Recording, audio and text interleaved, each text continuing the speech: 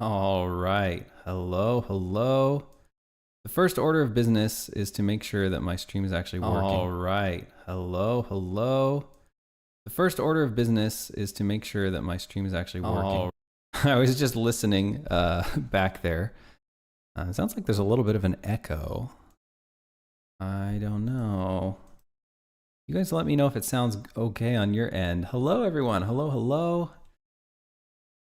Atrikia, hello and welcome. They live. It's true, I live. It's kind of funny how people think that when someone stops doing whatever public facing thing they were doing, then they perhaps died. This is, I believe I translated this and it said that they're reading the devlogs. Appreciate that. Don't know what language that is. It has been forever. Hey, Saruvati. Welcome, welcome. Thanks for coming back to the stream. Parenthood is good. Parenthood is good. My little boy is 2 years old now, and love him to bits.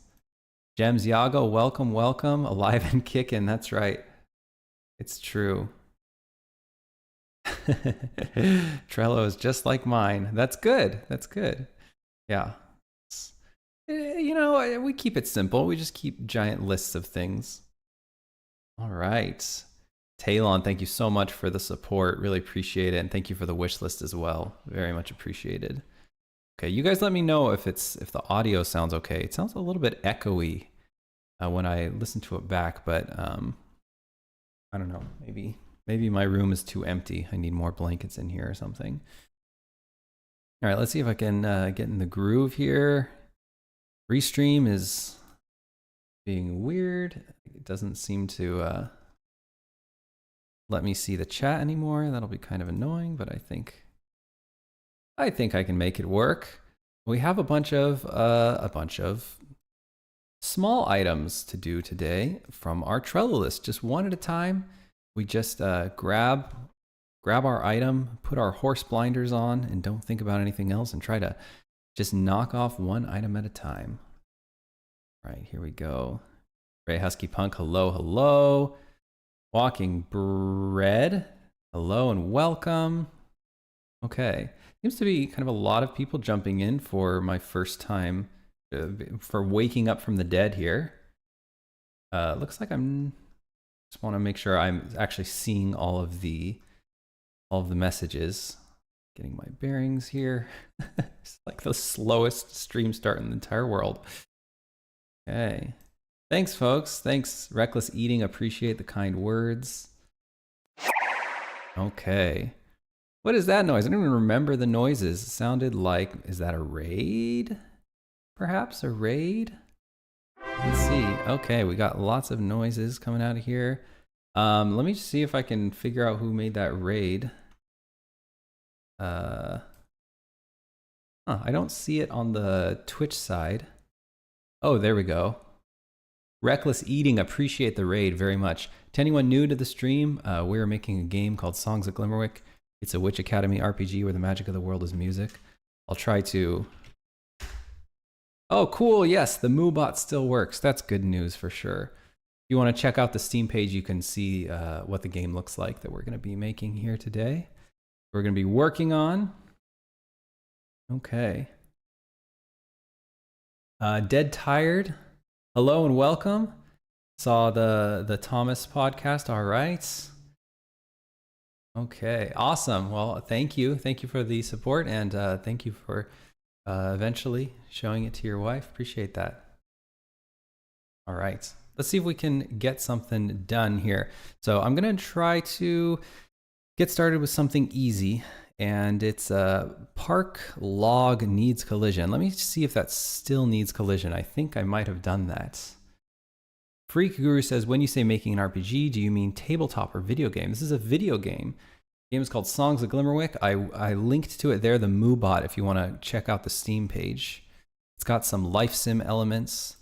It's got some farming sim elements as well. And it has some RPG elements. Hey, Ryan JQ, welcome back, welcome back. Dev is going pretty good. It's going slow. It's going slow. Not really slower than expected, I suppose. But we're chugging away. Man, we've got 20 hours. Jacqueline is playing the game right now. And she is 20 hours in, and she is still not done with all of the content that we have. It is an absolute mastodon. What a freaking massive game we're making. Okay, great to hear it, Ray Husky Punk. Glad you dig what you saw. I'm gonna go check out the log, and we're gonna just see if it has collision on it. Check out the log here. The log in the park is over here. Let me go ahead and turn off the UI in the scene view. Let's turn off the UI. Okay. So here's the log. Yeah, it does not have collision. So that should be pretty easy. It's all one big mesh here. I'll just add a box collider to it. Let's go ahead and add a cube. I like to leave the render mesh on just so I can really easily see the shape of the collider. So I'll just kind of cover up this log. Make sure players can't walk into it. I'll look at it from the player perspective. And now I'll remove the render mesh. It looks pretty good there. And that's probably fine. Go ahead and go into game core, and I'm going to set the game to developer start settings. If you're a game developer and you're making an RPG, I cannot tell you how important it is to get your start settings in order. It's just very important to be able to inject yourself into random parts of the game to test things. Okay. Don't forget to save your work, says Ryan JQ. Thank you, appreciate that. Reminder. Okay. So the log that looks pretty good. Can't walk into it anymore. It's always good. Okay, we've got the music going. I love that song so much. But I will mute it.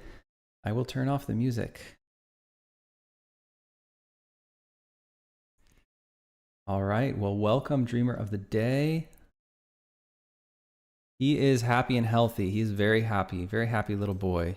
He rarely cries, and he says a lot of things. He is very chatty and says a lot of hilarious and adorable things, which bring us endless amusement.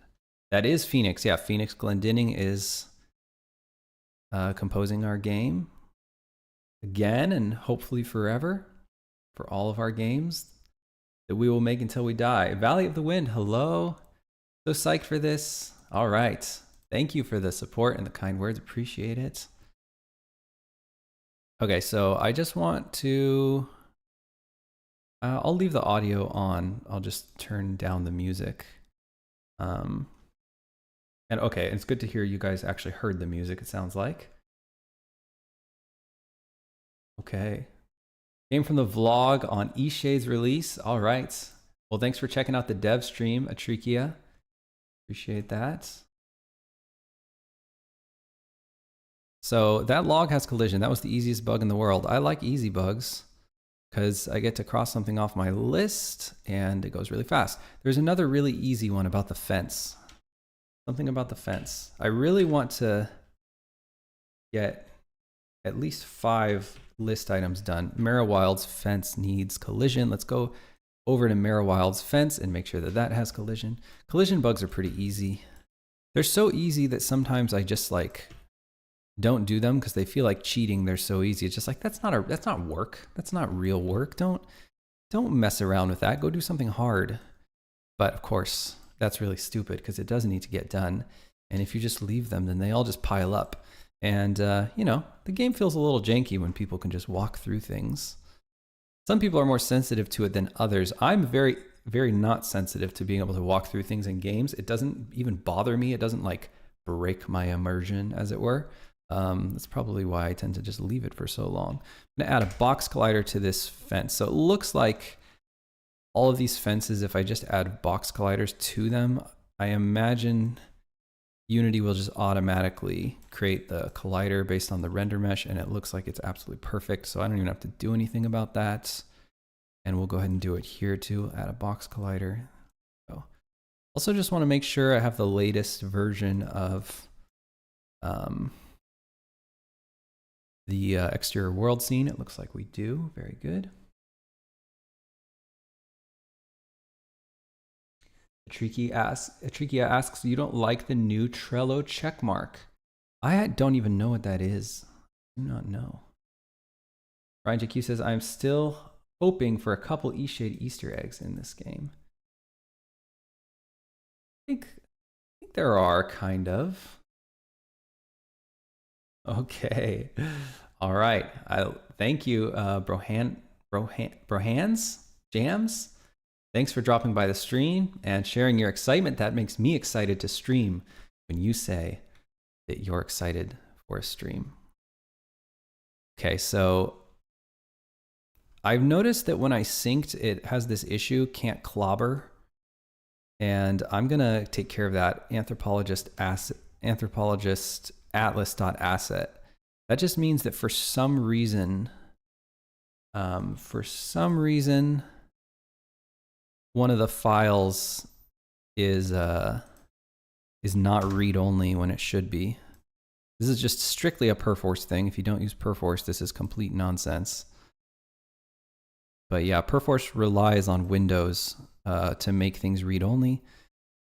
Anthropologist _ asset or atlas. Here we go. So this one, and then also the meta file, also the material, and also the meta file.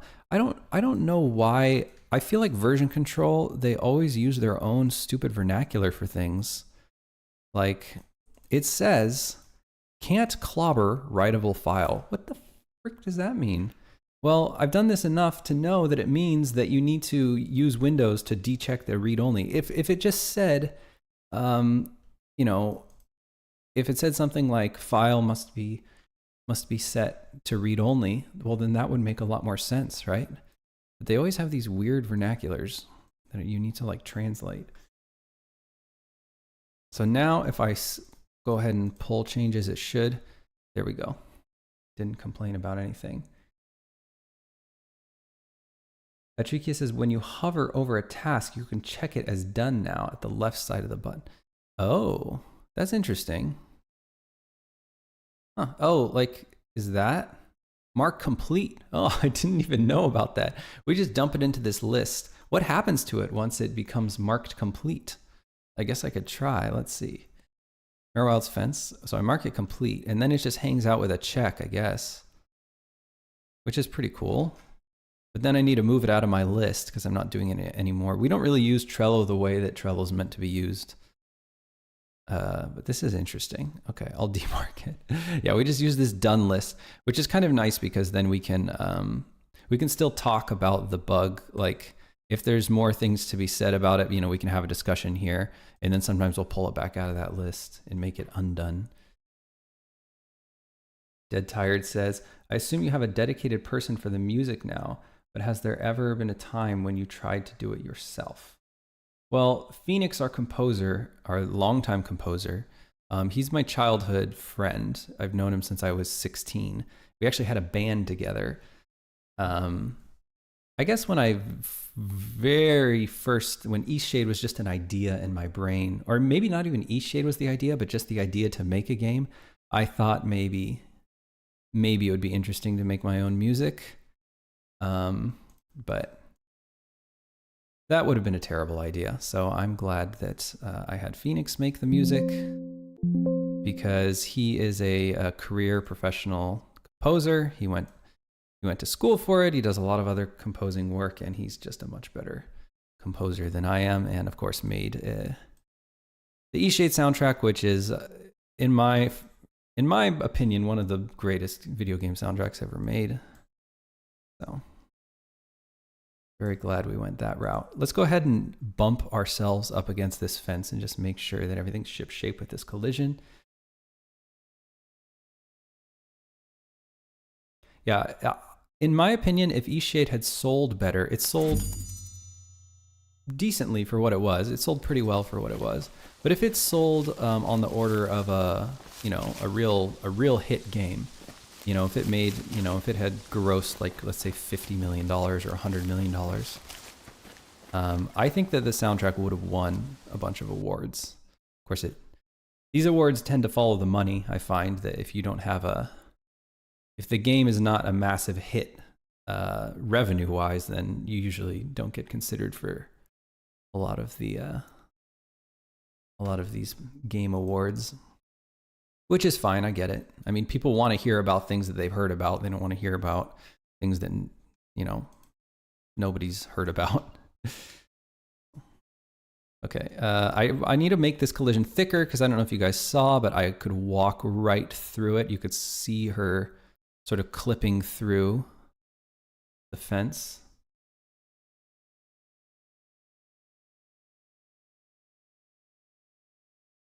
Okay, so let's go with 0.6. That seems like a good amount. 0.6 thickness, and then let's just give it one more test and make sure that our avatar's skirt or cloak isn't clipping through here.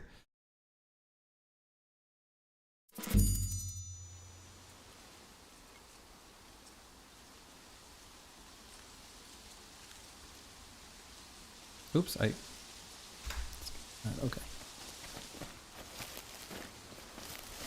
We're still clipping through. I think we need to push it back. We have too much in the front and not enough in the back. So let's fix that. I'm gonna figure out, all of my Twitch stuff is just completely messed up right now. Very obnoxious.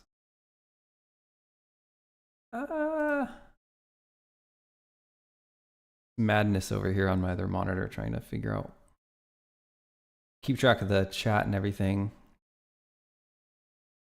Okay.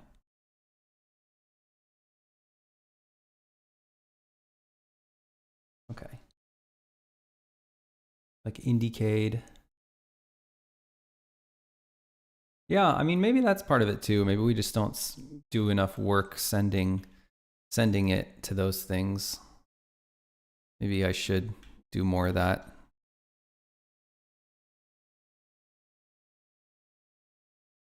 I would imagine that even those ones, they tend to follow the revenue, but I don't know. I haven't paid attention to them in a while, so. I'm gonna push this collision back just a little bit. I'm hoping that'll solve our problem. Okay, let's give that a go. Go ahead and save our scene now. I'm gonna turn a light on, it's pretty dark.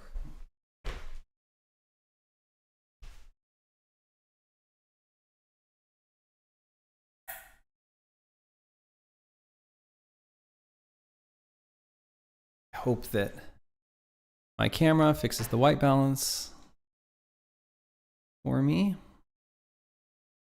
Looks all right.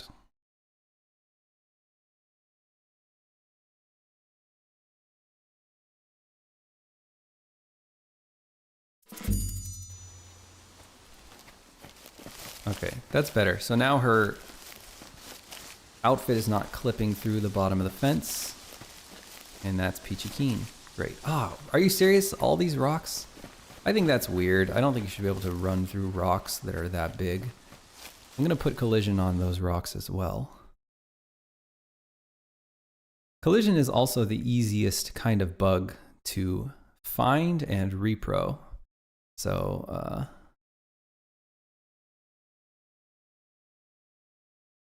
it's one of the things that if we ever do hire a QA house, we'll have to tell them to not focus so much on collision bugs, just because it's just so easy to find them and repro them, but they don't really, for your money, they don't really make the game better. I'm more interested in the quest bugs and progress impeders and quality of life bugs and things like that. Okay, so these bushes are pushed into the ground enough to where their little shadows, their little decal shadows are not showing up. And I think that's part of the reason why I don't think that they're sitting that well. They just don't look right to me. I'm not crazy about these bushes in general, but at least if we lift them up, then their shadow will show up. Hopefully that'll make them sit better on the ground. Such a dirty trick, that shadow on the bottom. It's literally just a alpha blend decal of a gradient. And you can fake so much stuff with it. You can make such beautiful lighting with it at very little cost.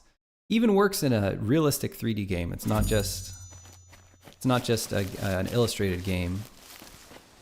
I've done stuff like this in realistic games as well. Did a lot of shadow decals in Eastshade. I also put a lot of shadow decals in a game called State of Decay, which was a zombie game that I worked on in CryEngine. All right, so I noticed that the shadow disappeared, and I think it probably has, there we go. It's got an align to ground script. I'm gonna go ahead and go into the prefab and remove that. That's something I used to use when we first started production. I don't use them anymore. I just make sure that the shadow looks right. There's just too many issues with relying on that align to ground script. Just make sure that I don't have it on this one either. Looks like this one doesn't have an align to ground, so we're good there. Perfect. Okay, so there's the shadow decals, and it looks like these ones also perhaps. Okay, so we're actually seeing the shadow decals on those, or at least most of them. Okay. And now we've got to grab all these rocks and give them a little collision. Yeah, let's get these. This one should have collision as well. This one and this one. Oh, those ones do. For whatever reason, those ones do. What about you? Do you have one? You don't have collision. You do have collision. Completely random which ones do and don't, so that's great.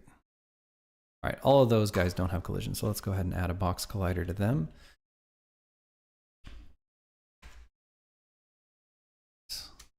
That's better than nothing. Let's give it a save.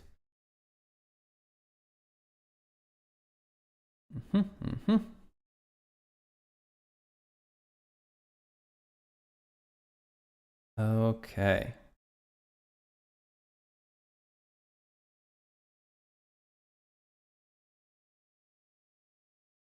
And now I'll just run up against those rocks. Do my due diligence here.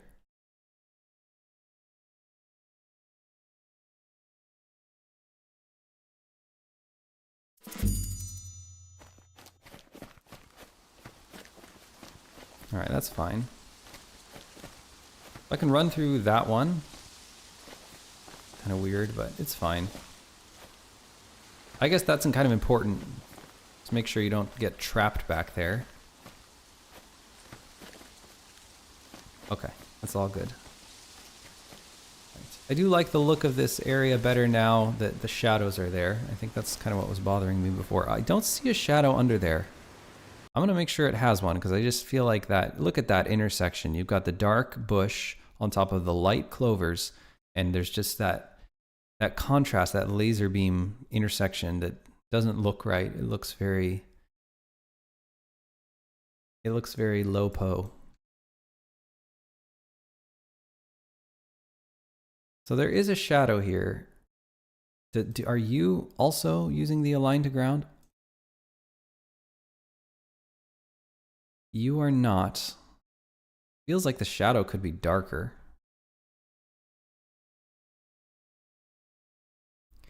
And this one, it looks like the shadow is actually Z-fighting. Is it? No? Okay, whatever. Something's Z-fighting, because when I zoom back, I can see it gets darker. Something's close to Z-fighting. All right, we'll leave that. Maybe just this one bush, for a little nitpicky, but just this one bush. I'll specialize the prefab. I'll raise the bush a little bit. And I'll make sure, I think I'll put a dark shadow right here. Radial dark. I noticed no difference whatsoever. Oh no, it is a little bit different. Yeah, for whatever reason, the shadow is just not showing up very well on this bush. Maybe I'll make it a little bit bigger. Yeah, not really sure what that's about. That is a little bit better. We'll go with that. Okay, stop noodling. This is noodling. You spend too much time on little things. Next, on to the next one. Boom, done. Okay, let's go ahead and mark that off. So something about the fences, right? Mirrorwild's fence. We already did that. Okay, we already marked it off. We don't even get to mark it off. Something about Z fighting. Here, Z fighting at base of Alchemist tent. I'm gonna check. I might have already fixed that and forgot to mark it off, but let's go take a peek-see. Take a peek-see.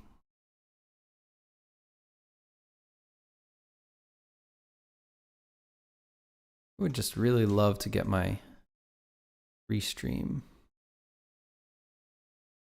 chat working.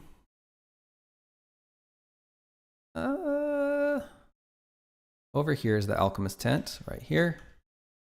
And Z fighting, oh no, it's still there. Okay, so.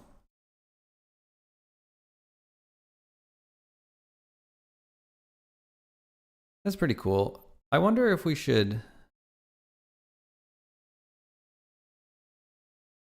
use some other decals to give that a little bit more of a fade. There's this really nice soft brown fade that I think will just make that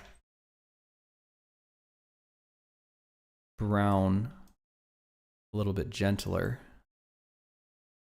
Should I put it above everything? Probably below everything.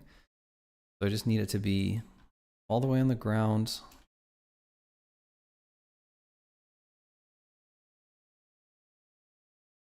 Okay, brown fade.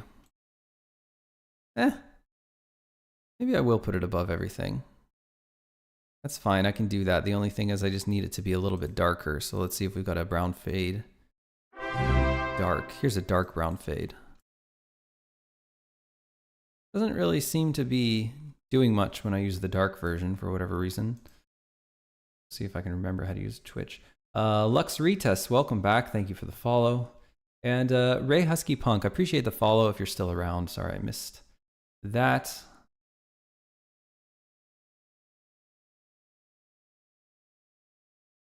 Yeah, so that brown fade is not really doing anything anymore.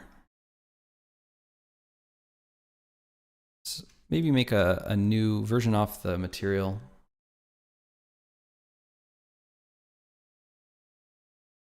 Call it brown fade tent.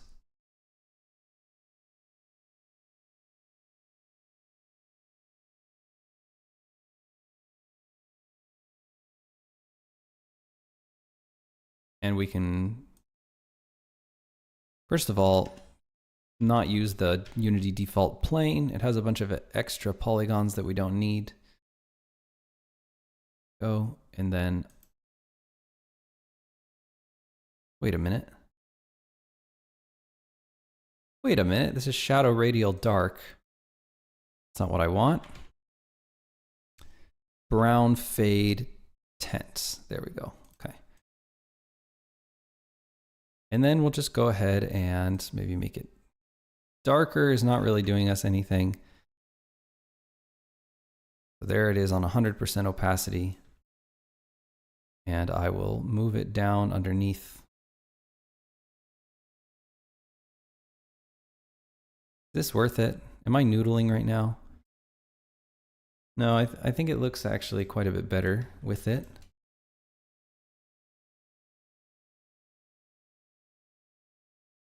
Just want to make sure it's all part of the same group. Uh-oh. Okay, Stone City Cobble decal. That's what I want. Let's go put it in here with the Alchemist tent. Make sure it's all part of the same group because the entire Alchemist campsite disappears sometimes. So here we go. I'll just rename this object to brown fade. And I need to make sure that it's not casting shadows. It's kind of concerning that it was casting shadows. Decal dirt. Okay.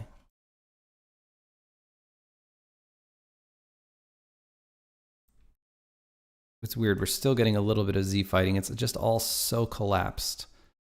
I'm going to move that is pretty low to the ground, and then I just need to grab all these other decals and just raise them up a little to make sure we don't have Z fighting. Where the heck is the pivot? Ah. One of them is under the fire here. There we go. Just raise them up a little bit. Also seems like we could maybe go with the dark dirt. And I just want to make sure that they're not all exactly occupying the same Z space, because then of course you get that well-known phenomenon of Z fighting, which is where the depth buffer doesn't know which thing to draw. So it just kind of flickers between both of them depending on something. I don't know exactly what it's depending on. Looks okay. I just wish that the shadow for the tent, which I believe is here, was above everything. Oh, so the shadow has brown fade. I actually don't want that. I want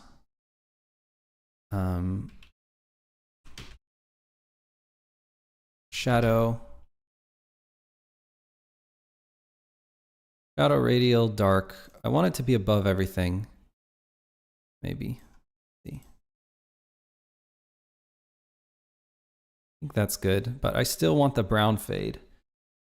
Riffin Tid Hamar asks, are you hiring? No, we are not hiring.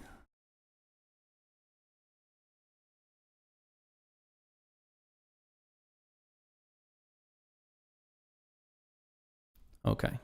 I can't believe we have that, the opacity so high. Oh, here we go, here we go. I got this all messed up.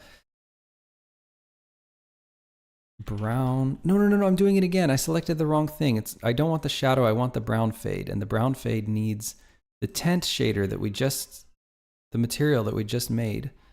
And it's got that max opacity.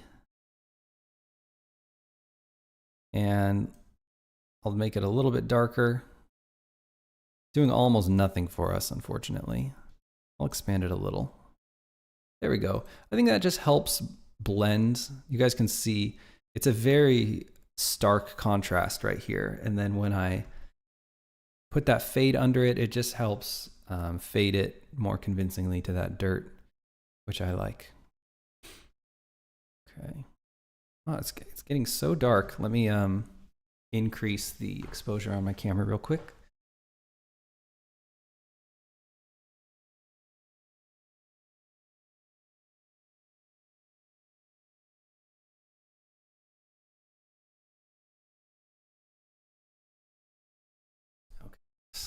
Good.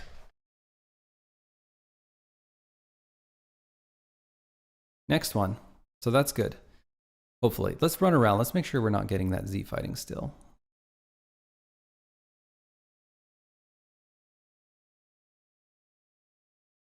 Oh my god, am I streaming at 2560? Huh.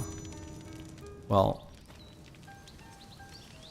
I guess I'll fix that next time. I don't mean to be streaming at 2560. That's kind of silly. Should be streaming at 1080. Okay, seems like we have indeed fixed the Z fighting, which is great. We've got a brown decal under here that I think could be a dark version as well. Just looks kind of weird. Or at least an alpha blended version.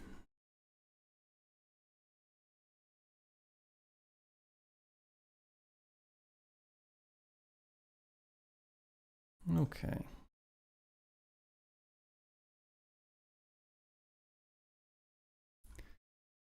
Decal dirt blend, decal dirt blend dark, low opacity. Make that a little bit bigger, something like that. Yeah, that looks great. That looks a lot better in my opinion. Awesome, I love it.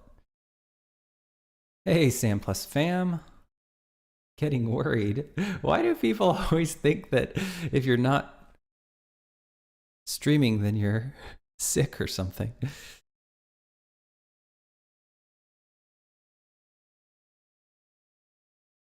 Or the project is canceled? No, we have been cranking. we've been cranking. It's been going really well. We should be going into a closed beta pretty soon. Go ahead and give all that stuff a save.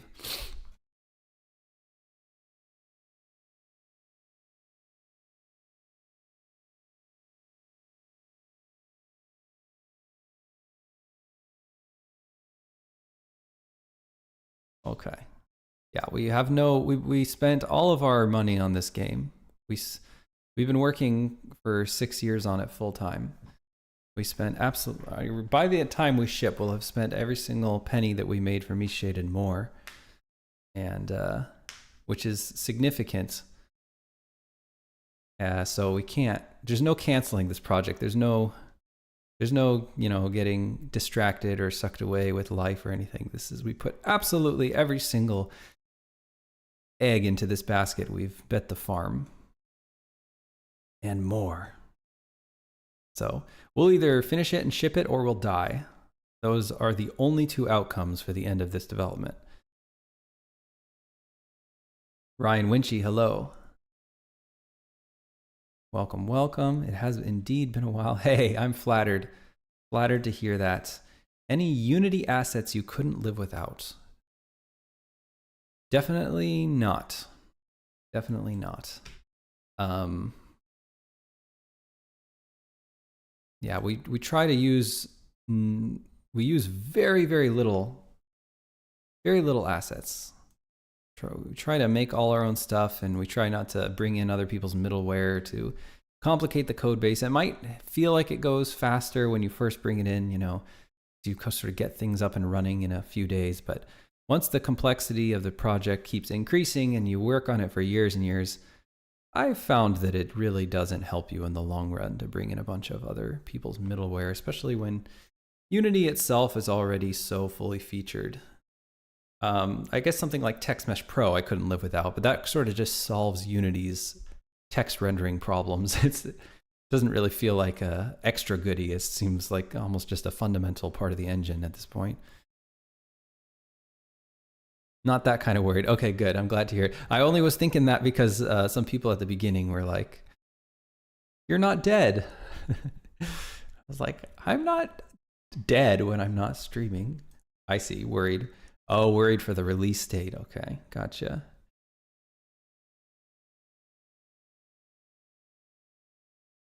Yeah, we're just cranking away and got to finish it eventually because we'll run out of money. So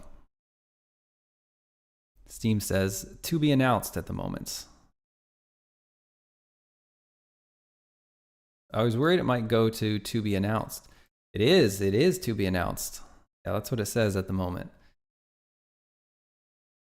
Okay, so that's good. So we fixed that Z fighting problem. Easy cheesy. Yeah, I know. I wish we could have made the game faster, but at this point, I mean, it's been 6 years since we started working on the game, so we just keep telling ourselves there's no way that we can just ship the game like, okay, it's been long enough, ship it. No, we'll ship it when we feel like it's absolutely mind blowing. Like it's already such a good game. We just don't want to, if it takes 6 years instead of 7 years. It would just be stupid at this point. We spent absolutely every penny that we have on it, so we want to just go the distance and do it right and make it something really good that we're really proud of. Catch up here.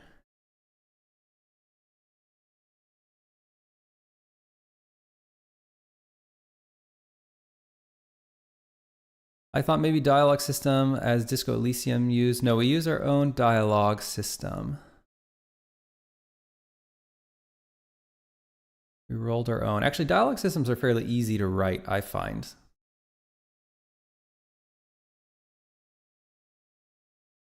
I'm just impatient. You're good. I am always so happy when people are anxiously awaiting the release because it means people give a shit about the game. So I'm always happy to hear that someone is impatient for the game, because the default state is that nobody's impatient for your game. Nobody gives a shit about your game. So I'm just always very happy to hear that someone is enthusiastic for the release date. So I really appreciate that.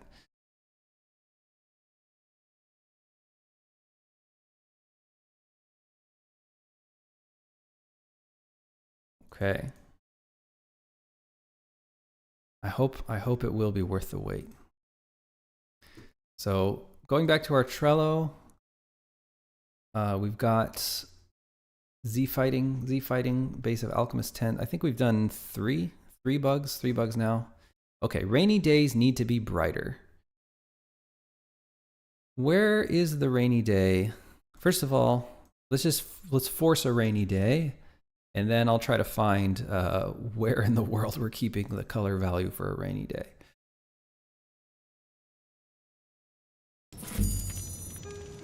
Okay, we'll do force storm. That's a very rainy day. Force storm 1. All right, it is pretty dark. It's pretty dark, especially with the vignette.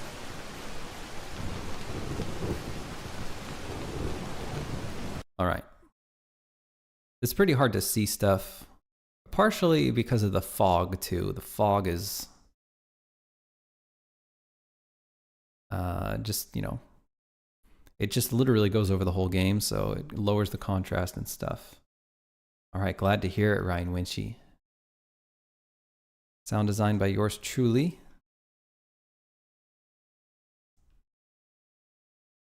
All right, so looking for the rain color value. I'm gonna go to the time cycler. Nope, it's not there.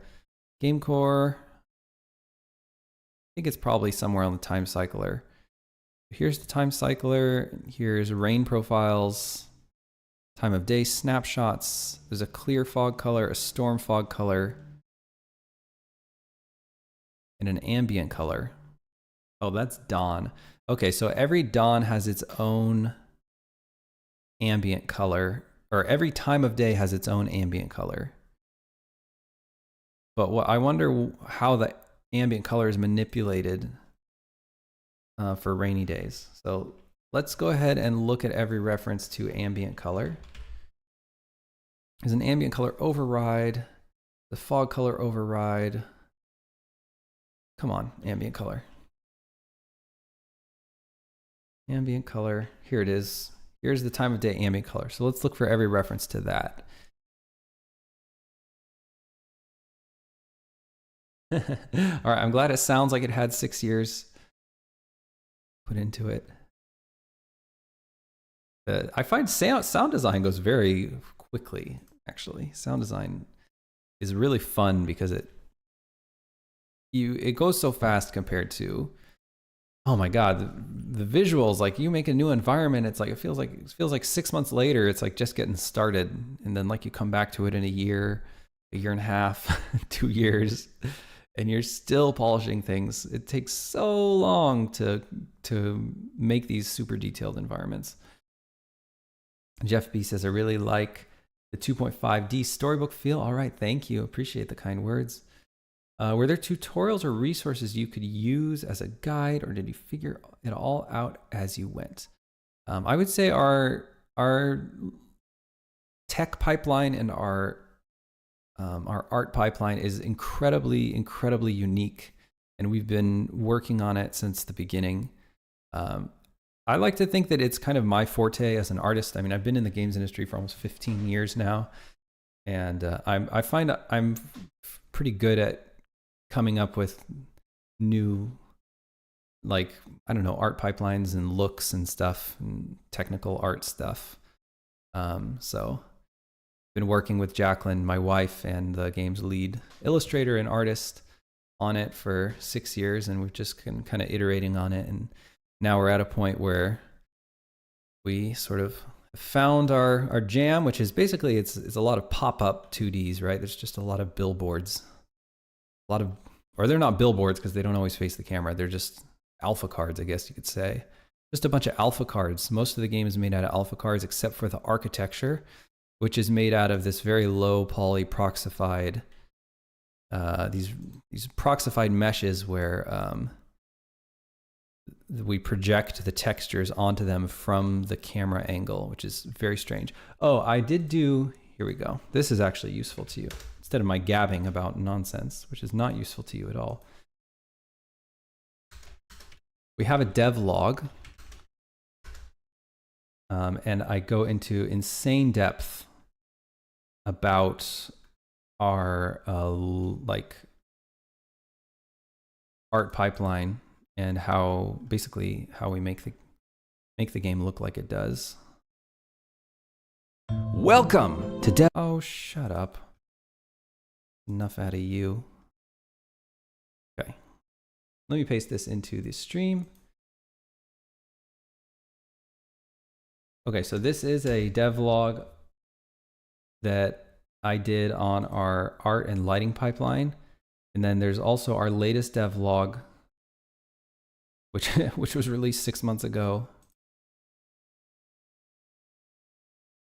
Goes into a lot of like tricks, I would say, like specific tricks that we've learned making this particular kind of game.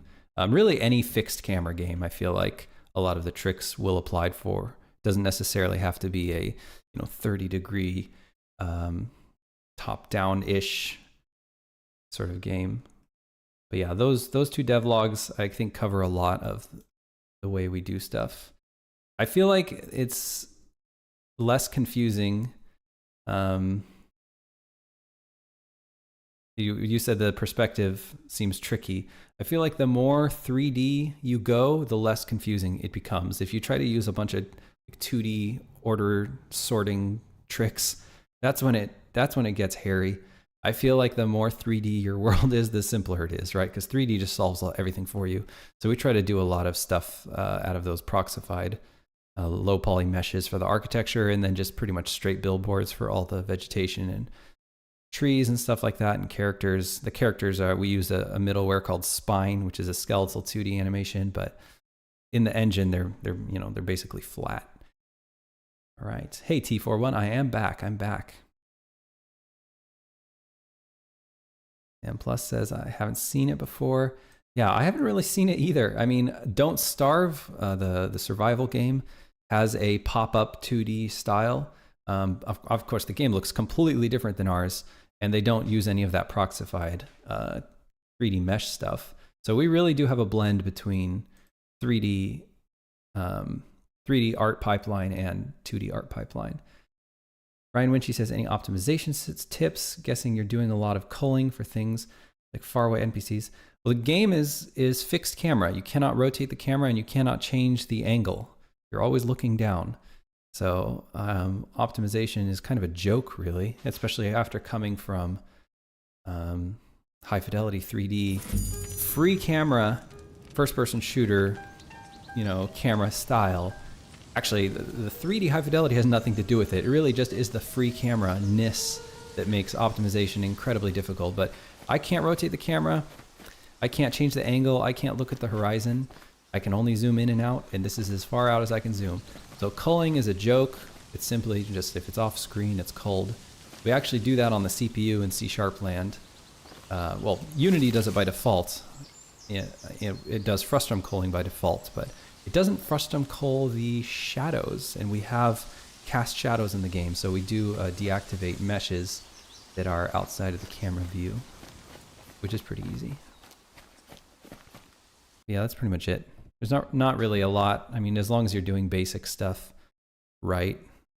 I find that fixed camera games are incredibly easy to optimize, especially when they're top down and you're not looking toward the horizon.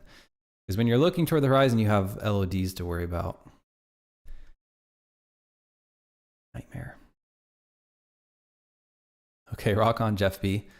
I hope it's useful. 3D foliage is so resource intensive and often doesn't even look that good. I know, right? Foliage has been hard for as long as I've been in the industry, and I imagine it was even harder before I got into the industry, and still doesn't feel like it's... I mean, it is hard to render a forest. It's still hard to render a forest. I feel like we gave up on billboarded vegetation a little too early. That's the kind of vegetation that original Oblivion uses, Elder Scrolls 4. Also happens to be the kind of vegetation that Dear Esther uses, which is one of the prettier games I feel like maybe I've ever seen, and still holds up really well. One day I dream about trying to make a 3D game with a modern high fidelity 3D game with billboarded foliage. Sam Plus Fam says, I also think it's so amazing you work with your spouse. It is, it's lovely. Development takes so much time. It's awesome you guys get to do that together. So it's still kind of time together. Sometimes when we have like meetings and stuff, but we're definitely not working together every day. We have our own offices now. I mean, we're you know, we don't like constantly collaborate. Sometimes we just go into our own little world, but we do have like meetings every now and again. Every few weeks, I'd say. Wow, that just keeps getting darker and darker, doesn't it? Okay. But it is great. I wouldn't have it any other way. And it's really nice to be able to talk about your work because, you know, we get so deep into it. I wouldn't want to bore the heck out of someone who was not as deeply interested as I am in this stuff. We got that one. Rainy day needs to be brighter. So I was looking for where the ambient color gets modified. So I just need to figure out how the ambient color gets modified for rain. So here it is being interpolated between the different time of days. So here we have our ambient color. And then our ambient color is lerped based on ambient color override. I wonder, okay, here's rain profiles. Here's storm factor. So let's take a look at storm factor. Storm factor is, I'm just going to see where we use that storm factor with our ambient color. I still don't see any more references to ambient color. Seems like it would have to be somewhere. There's ambient light. Okay, we're literally setting it right here. I feel like we wouldn't set it unless we're done with it. So I feel like it has to happen before this point. We're lerping to the ambient color override. This is strange, I feel like. Yeah, I wonder how that ambient color gets modified. Does it get modified? Does the ambient color even get modified for rain? It might not. Well, I know that the sun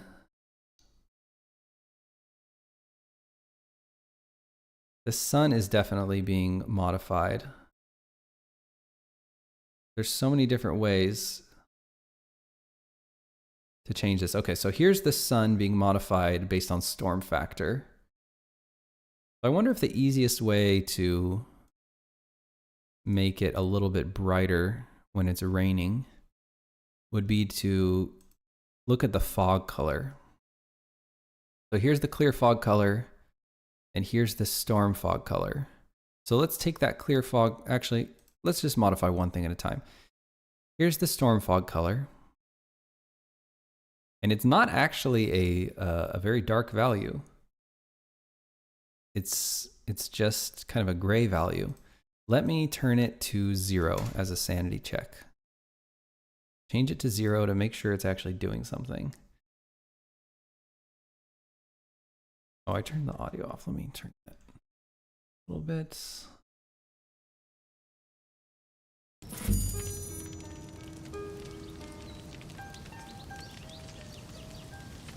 So now let's force the storm.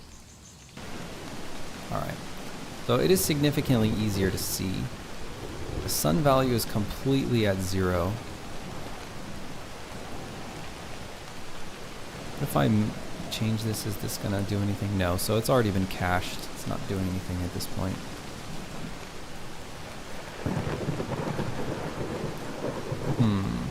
And the ambient color probably doesn't do anything anymore either.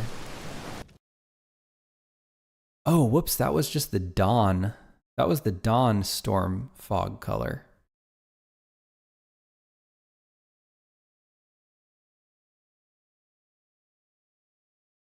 We need to take a look at turning them all to 0. So it looks like they're all at 75. So that's easy enough to remember. And then storm fog color at night. Oh, that one's at 50. Okay. Just have to remember that.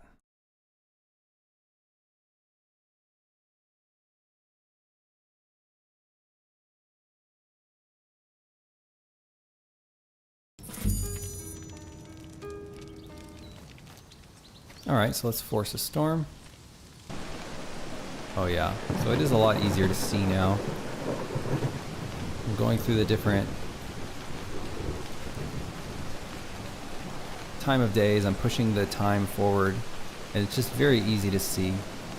So I think maybe if I just turn down that fog a little bit, that'll help a lot. Also, it doesn't have quite as atmospheric of an effect, but whatever. What can you do?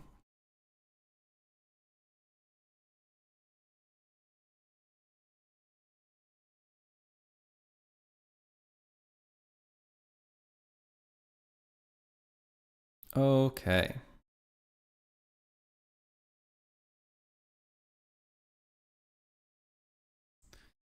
So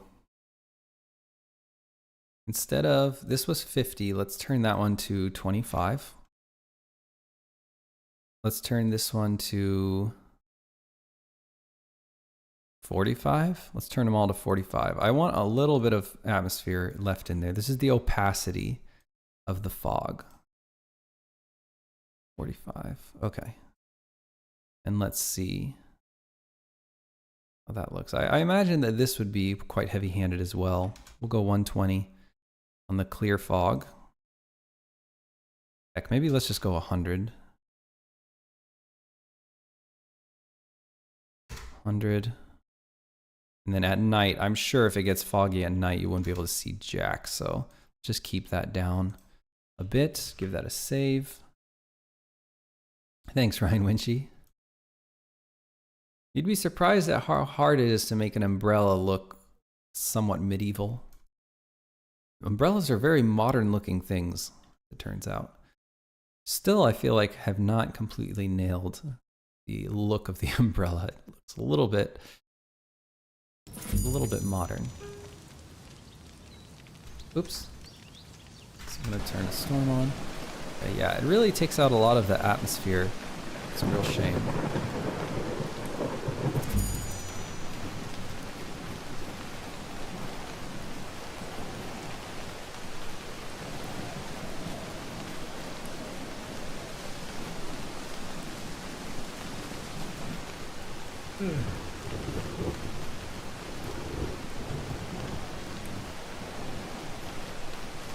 I don't know, maybe it's just hard to see and that's just how it is.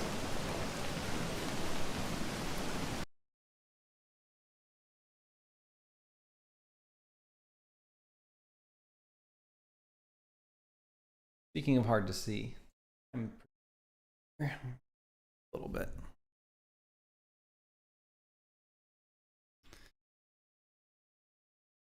That is actually quite bright. Actually, maybe bounce it off.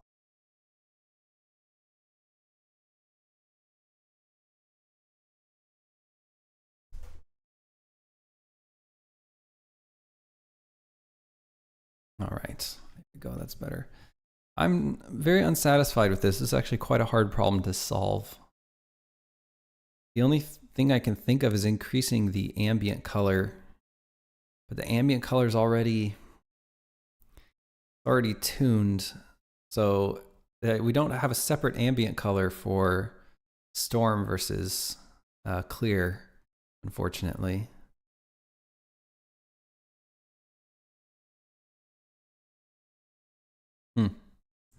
I don't know what to do about that.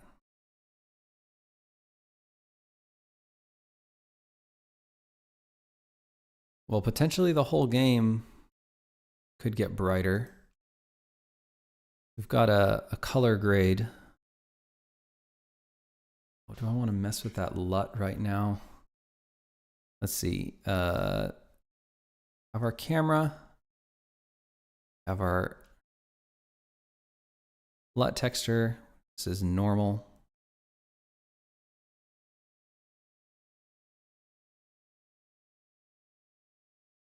So these are LUTs. What is premium? Okay, just a bunch of weird LUTs. I wish we had some more normal LUTs.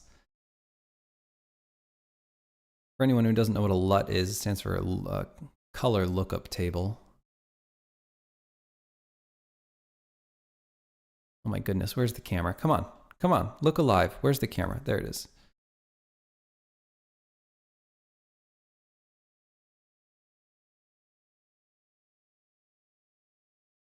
What if I put a different LUT in here?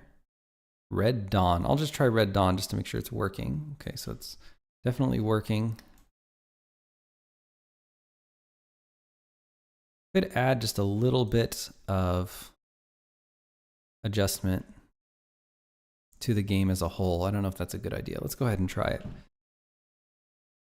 Crack open Photoshop.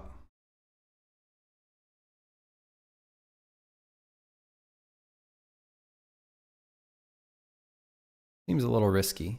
I always do add a little bit of contrast for our trailer shots. I think that's pretty normal, but I find that I don't love having that contrast when you're actually playing the game. Playing the game I feel like is a little different than seeing a trailer.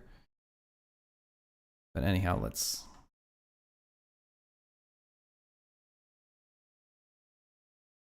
normal plus contrast. I'll call this, you know, almost normal. Almost normal. And then I'll open this in Photoshop. Go and explore.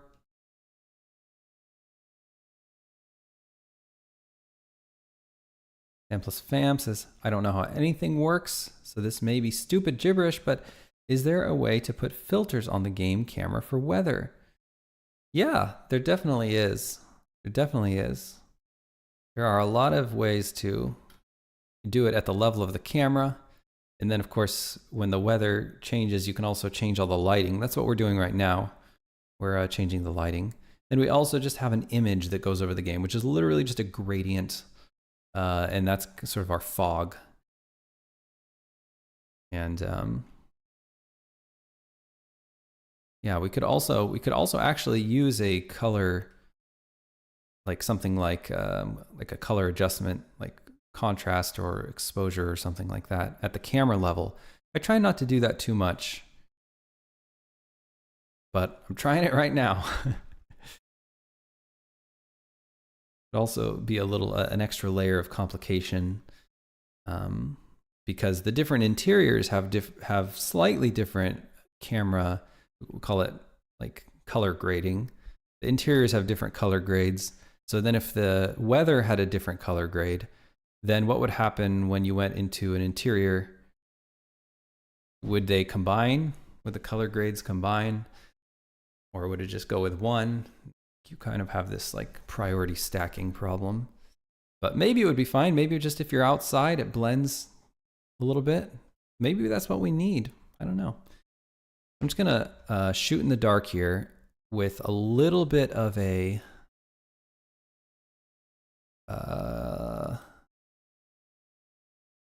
curve, a little bit of a color curve. Just a really slight contrast. I don't want to crush the blacks at all. Well, I'll give it a very, very subtle crush. I'm interested to see what that is like. So this is a PNG. I think I could just save it. Nope, I can't just save it. That's unfortunate. Okay, fine. Let's export it. Export as PNG. Let's export it over the top of, oh my God, why are you taking me to a random directory? Start me in the directory I was already living. Assets, amplify color, sample. So it's going to be in build, assets, amplify color, samples. Here we go. So almost normal. I'll save it over almost. Well, I guess we're using almost normal. We'll try almost normal 2. Try that. Okay.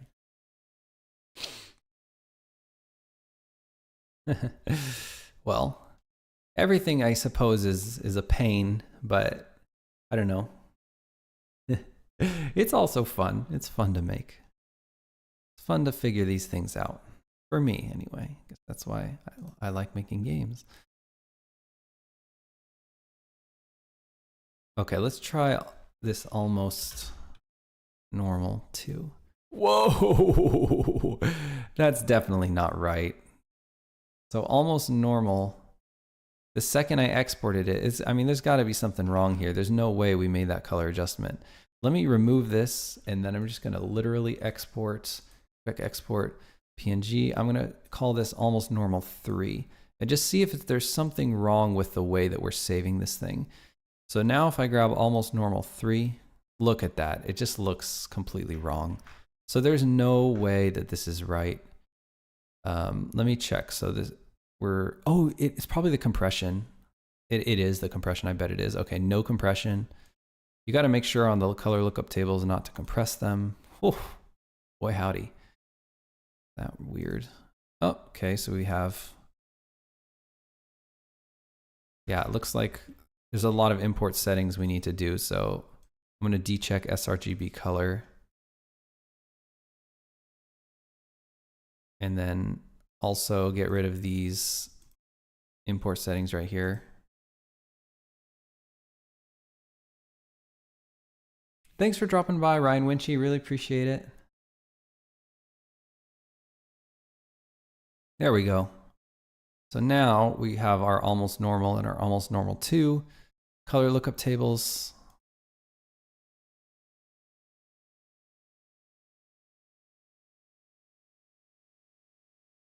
So there's the little bit of extra brightness being added. And here is nothing. And here is nothing again. And they look exactly the same. That's great.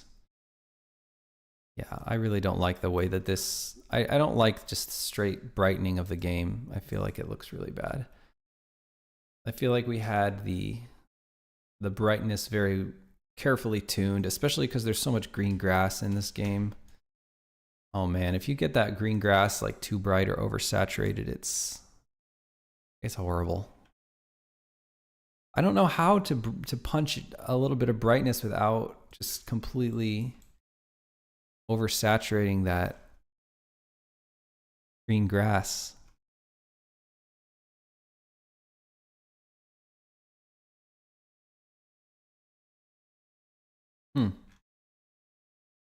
Yeah, there are just things about it I don't like. Looking at that, let me go back to the camera and try the, yeah, there's just really a softness, subtle, but this just looks a little bit harsh, and there's a softness to this that I just really like. Yeah, I think we might have to go with what Sam Plus said. I think we might have to do a LUT, a color grade for when it's raining.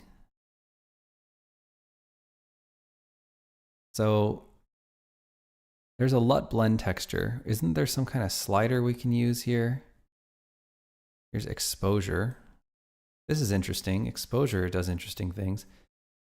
All right, everybody, I tried to get away. HDR control. Whoa. Whoa. That's interesting.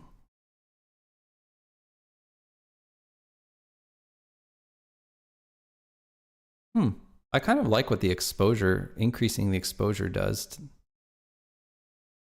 I wonder if we want to give a little bump just right there.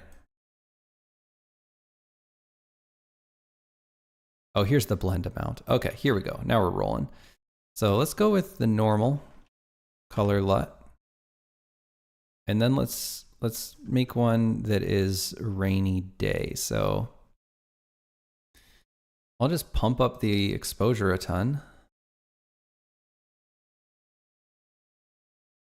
Actually, it would probably be ideal to take a screenshot. That's usually how you do these things. You take a screenshot and then you make the color adjustment, and then you bring that little texture, the color lookup table, back into the engine. Yeah, I kind of like the increased exposure. That's wild. It doesn't like punch that grass in the nasty green direction. It just makes the whole game a little bit brighter, which I think is good. I think is good. Anyhow, what we want to check is the storm. Okay, cool. So now we've got a storm going. And we are free to mess with. So let me go ahead and take a screenshot. I'll just use the snipping tool here. And we'll grab just our screen, just like this. Actually, I'm gonna get rid of all this UI stuff. I don't want that to mess with my ability to see if this is working or not. Go make a new image here, I'll paste that in. And then I will drag in this color adjustment onto. Here we go. So this is how it's going to look in the game. So now I can sort of play with this.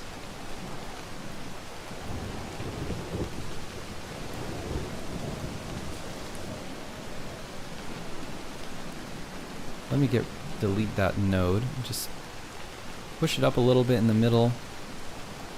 Yeah, we can crush the blacks just a hair. Might look nice. Try to get a softer look. That's significantly brighter. I think that should be enough. That should be enough. Okay, let's try that. So now we just drag this right back onto our LUT. We want to get rid of the old one, just keep the new one. Okay, we definitely don't want any sort of color mask here, or layer mask. So here we have this one. I'm going to go ahead and export this as like contrast. I'll call it like Tiny Crush Brighten 1. Because I'm thinking we can probably use that generically. So now all we have to do to make this happen is on the camera, we can go Tiny Crush Brighten. And now as we set our blend amount, oops, I forgot we need to make sure we do not use sRGB and we need to have no compression on here. Beautiful. So now as we go to camera and we go to that little blend amount and blend it up to 1, and it keeps everything brighter. Oh, be quiet. I want to go look at the rest of the game. Stop it. Okay. It's still pretty hard to see, but definitely gives us a little bit more contrast.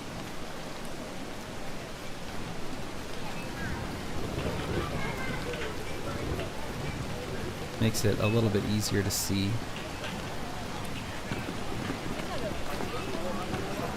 And let me just kind of do a sanity check. This is what it used to look like. It used to be blend amount 0. And actually the exposure used to be at 1 as well. Yeah, that makes it a little bit easier to see, hopefully. Let's go down to Mel's area.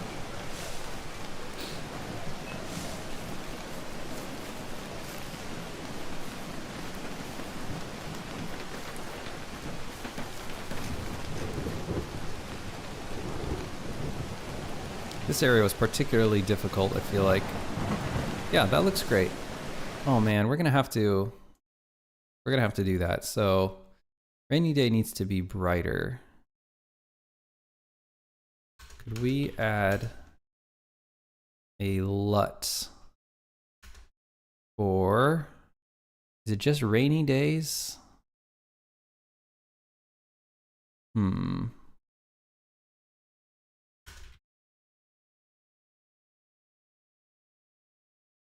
Should it be the same LUT for rainy days, and thinking nighttime might also want. No, let's just go with rainy days. We add a LUT for rainy days.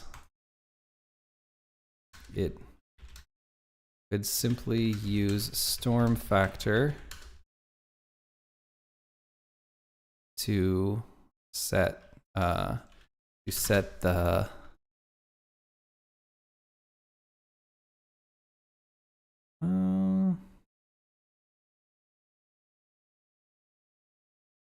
actually, I should probably check how Jenny is doing this. I don't know if she overwrites the LUT texture or the LUT blend texture. That'd be a good thing to know.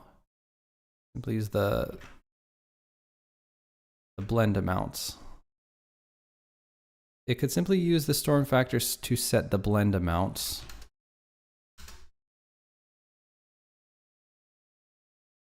On amplify color.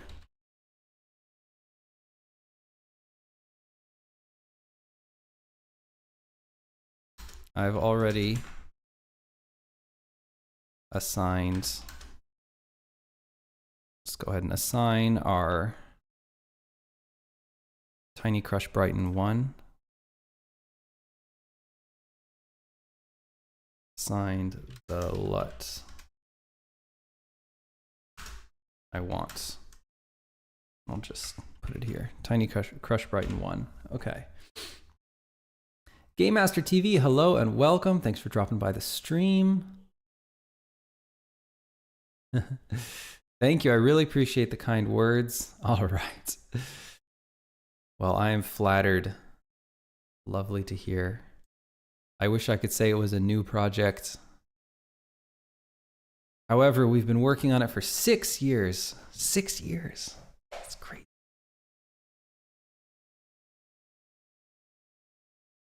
For rain. Or when it's rainy. The reason is that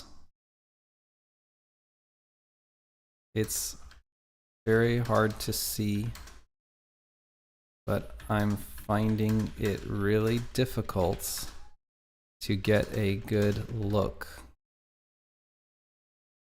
and keep the values up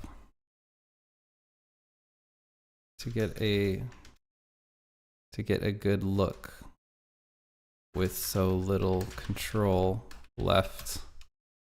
Sun is at 0 like it should be,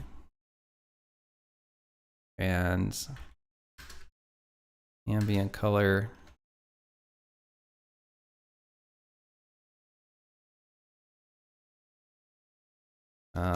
let's say, and don't have a lot of control over ambient color.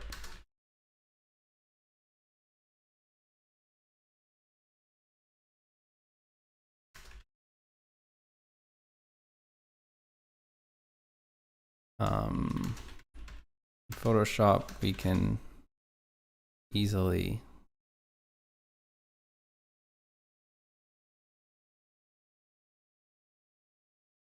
brighten, but crush blacks a little to maintain contrast.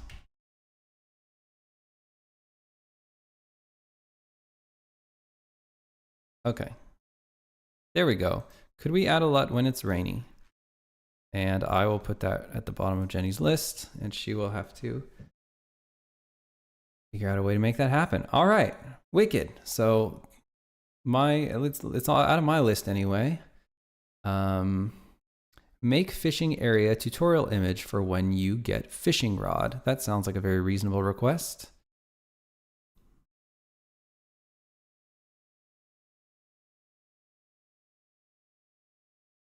So for when you get the fishing rod,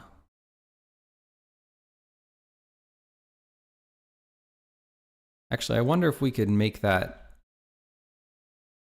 modal pop up. I bet we can't, but let's give it a try. So we're in developer mode, developer start settings, and I'm just gonna talk to this person and buy a fishing rod and see if it pops the tutorial for us.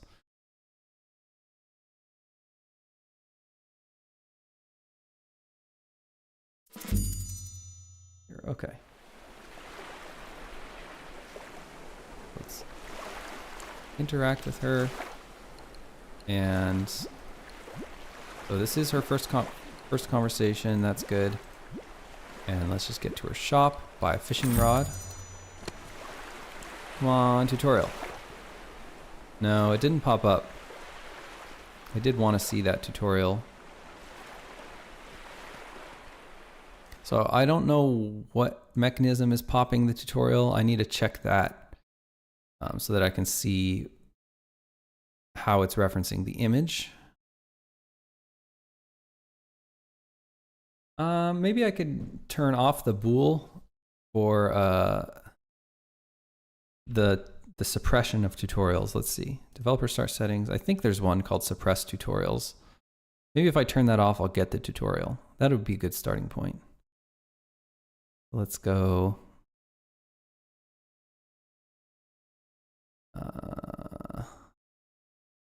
Starting game bools. Oh, there's not too many of them.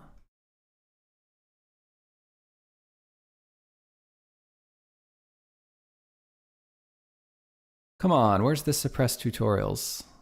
Oh, there it is, suppress tuts. Let's check it out. And I'll just change this to suppress tuts, put a couple 5s at the end, just to make it easy to find. And then save the project. I might have to recompile. You wouldn't usually have to recompile. Well, I'll just give it a shot. Let's try it.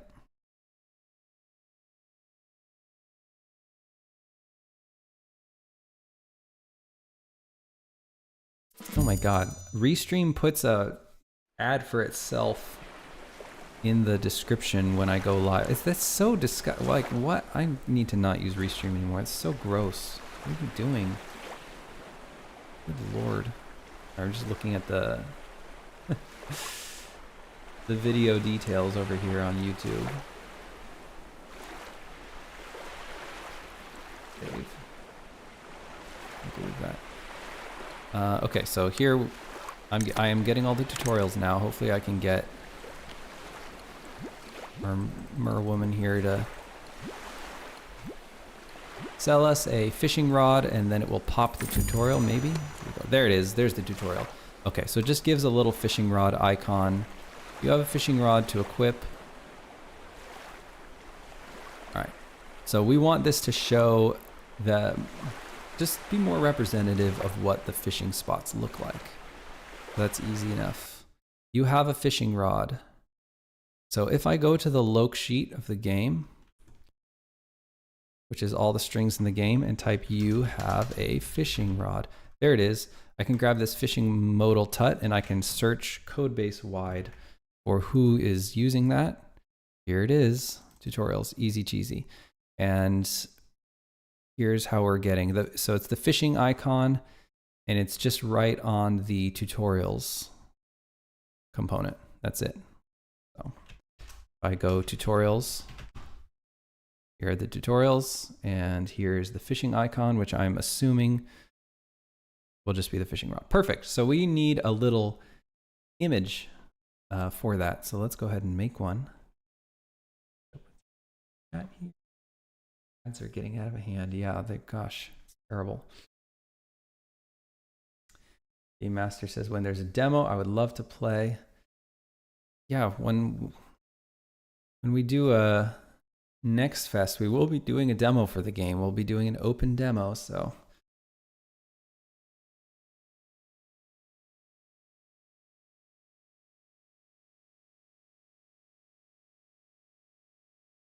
Okay. Cool, so I'm gonna BRB real quick. Right back, folks.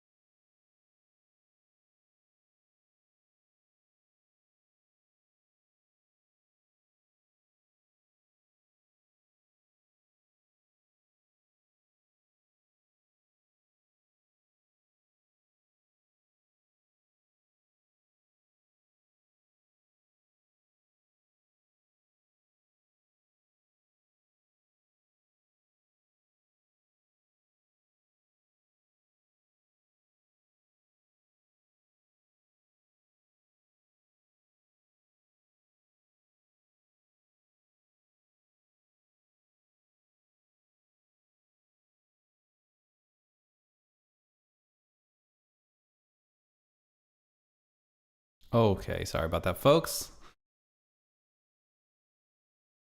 So I just needed to make a little fishing icon, which I really remember doing. So I don't understand what is wrong with my memory.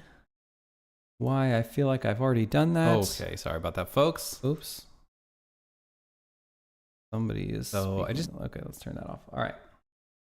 Gosh, it really does sound like there's a lot of reverb. I need to address that. Actually, maybe I did something just really stupid. No. Let's see. Audio inputs. Audio capture. Huh.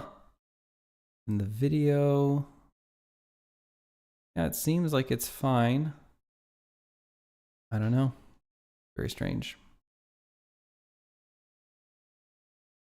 I did not get a snack. I had to go mash my baby a little bit. I heard him downstairs. About to go to bed, so by the time I get out of the stream, he'll be asleep. All right, so let me see if I made that fish tutorial. I'll just constrain to textures. Oh yeah, there's gonna be a million fish. Look at this, fishing tut icon. Why isn't that being used? That makes no sense. That's so weird. Okay. Let's put that in there. Tutorial.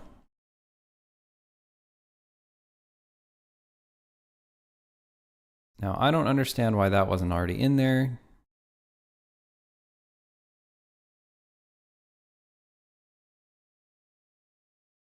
Fishing tut icon. Because, I mean, I did the work to make it and I didn't put it in. That seems very unusual. Let's see how that looks.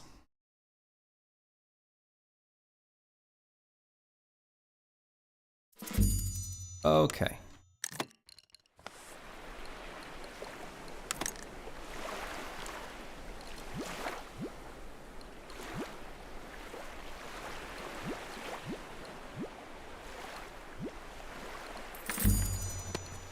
Look at that, much better. Now you can actually see what it looks like.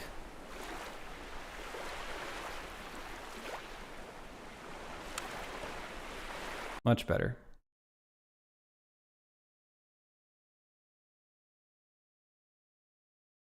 So that's done.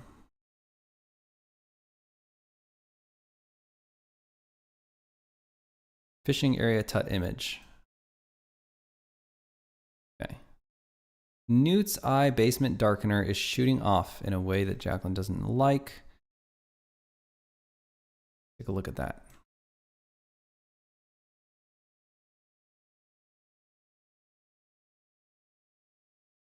Oh, right. This one's going to be... Oh, no, this should be easy to see. Never mind. Okay, so going back to the developer start settings and just making sure to remove that 555 I added here. Okay. And then I'm going to head into the Newt's eye and look at the basement and see if we can see that issue.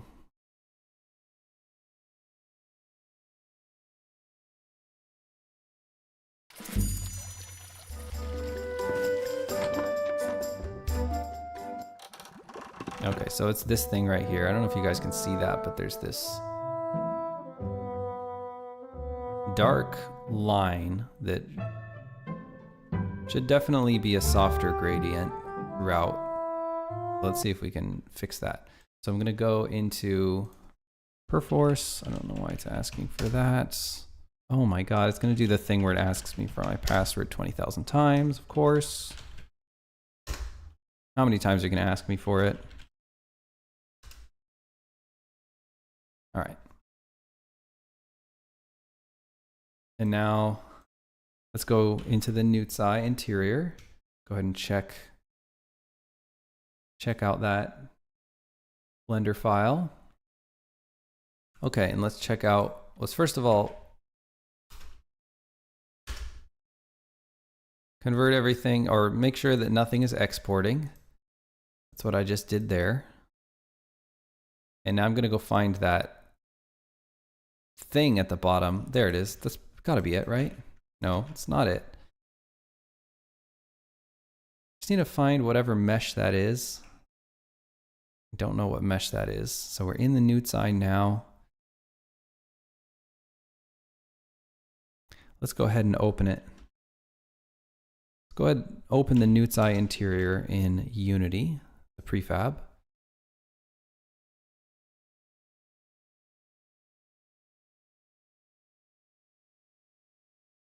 And let me see if I can click on that. Okay, so it's called the newt's eye darkener. So let me maybe look for that in the outliner. Outliner, all scenes, newts. I'll just look for darkener. Here it is. Okay, so there's the parent to export it. So it's somewhere on this layer. So there's our dummy object that will make it export. And it comes as a separate thing, but where is the mesh? Where is the mesh for it?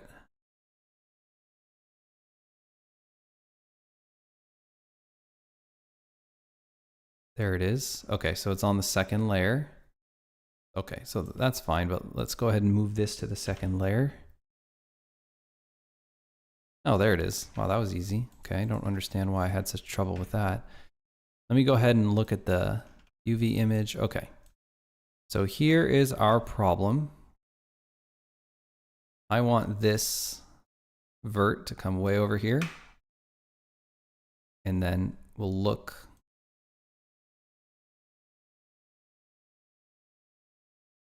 Let's get this vert and just move it way out. Oh, that's not what we want. What are we, is it backwards? Maybe it's this one. Yeah, that should be doing it. Something like that. And we can even maybe bevel both of these.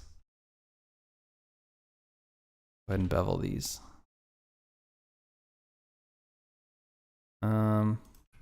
We'll try that. So I'll go ahead. Ah, God, forgot. So I need this. This mesh needs to be marked for edits in Perforce, newt's eye interior darkener. So I'll go grab that. I'll just type in darkener. I don't think there's a lot of things called darkener in the game. There we go. Just need to check that out and save. Oops, I undid it. Oh, how can I be this stupid? Seriously. Control Y. Oh my God, I undid my change. What an idiot. Okay, let's start with that. Let's see if that's doing anything for us.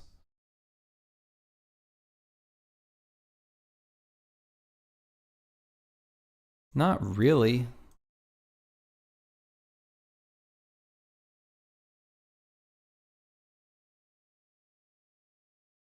Let me move the vert way over here.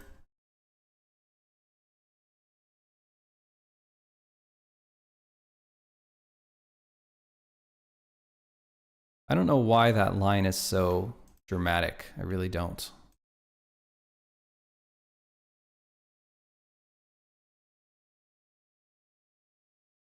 Doesn't make any sense. So here's our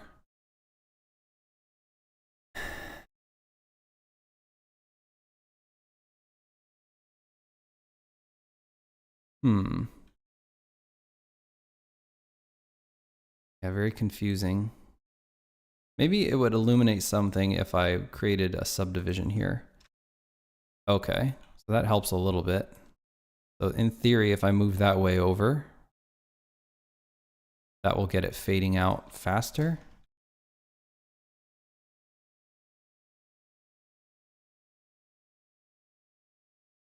Let's see what that looks like. Or fading out slower.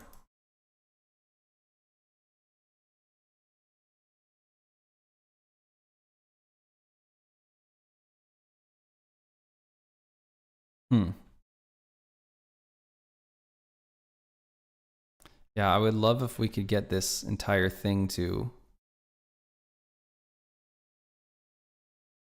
fade out a little bit less dramatically here. If I grab all this stuff, I don't even know what I'm looking at. It's so weird.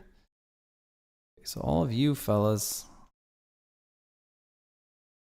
it's so hard to tell how this is working.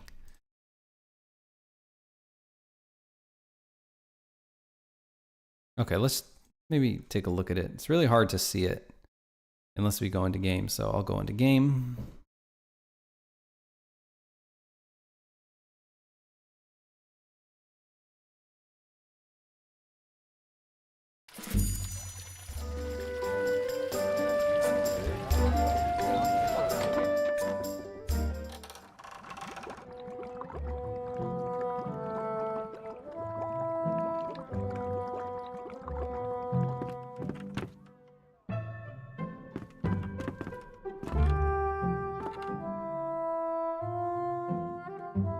Yeah. I guess it's better than it was before.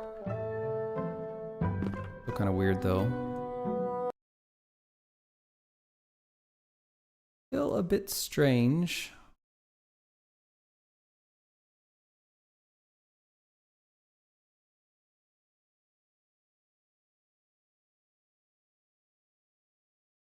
Well, that'll have to do because I don't want to spend 20 million years on it.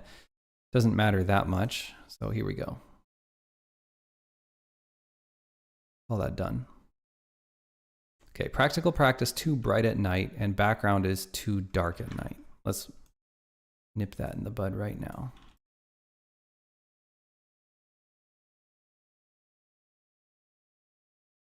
So we'll go to the developer start settings.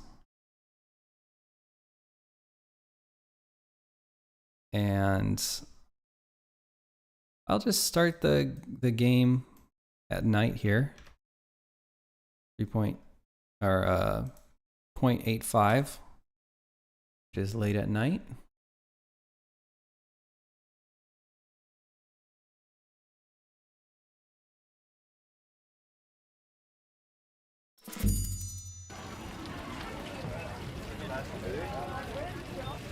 Okay, let's head into the practical practice.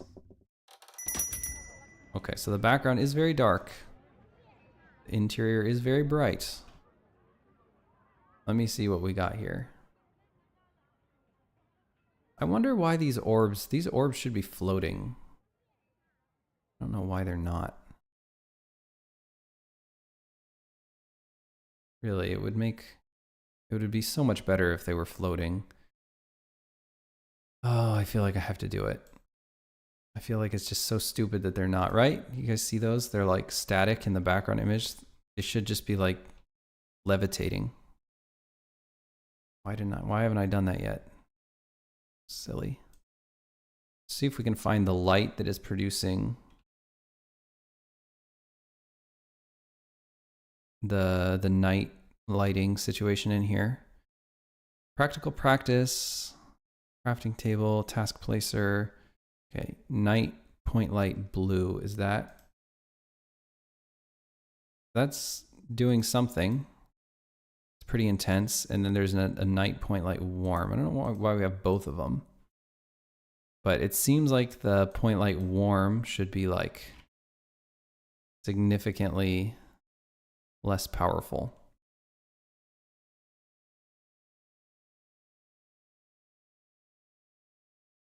So I'll go check that out. And that's fine. And then we'll look at the background. So let's check out the background, interior background. Okay, night color. We should just bring that up a little bit. Something like that. Copy. And then we can paste that back if it doesn't persist, because it won't. Little Sea Ghost, really appreciate the follow, and welcome to the stream, welcome to the chat. Thank you, thank you.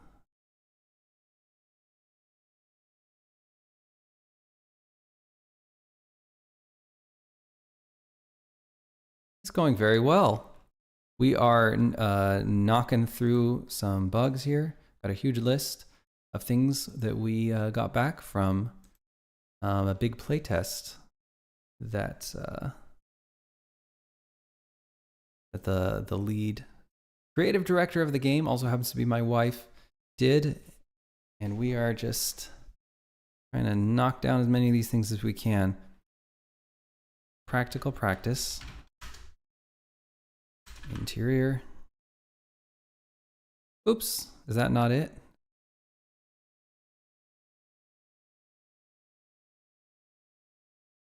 There it is, practical practice. Okay, so I'm gonna go in there and try to make sure that the night light, here it is, night point light warm is 2.5. Let's lower that to like 1.5. And the blue one, we'll keep that one kind of high. Maybe we'll lower this to like maybe 1.3 or something. Just so bright in there. And then here we'll paste that new night color, which is so much brighter. Check out and save. I also was really annoyed about how these little orbs are not floating.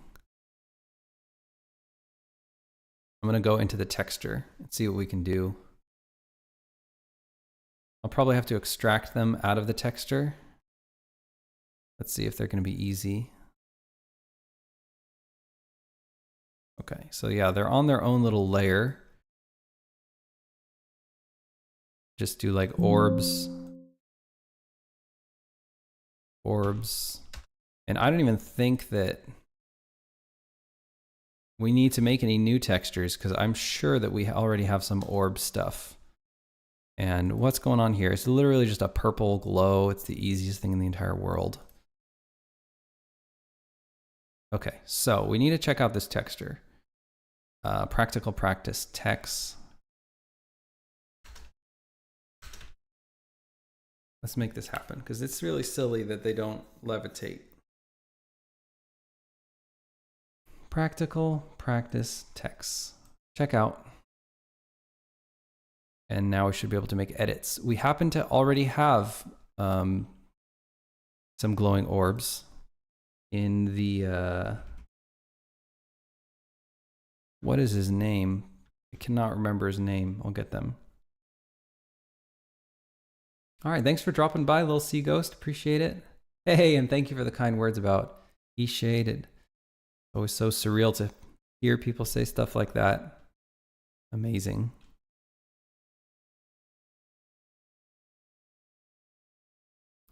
So this guy's house. Florian's house. Florian, let's go into Florian's house. Florian house interior. He has some orbs that float. Look at these. Okay, these aren't actually orbs. They're lights.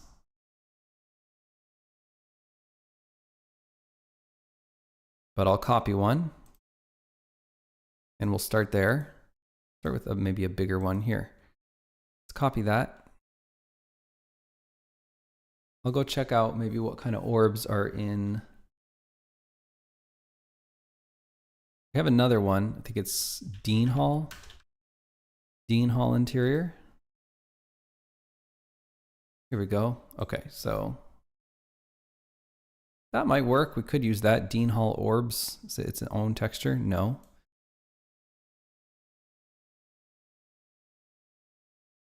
We could just use literally a circle. It'll be fine. Let's go into practical practice.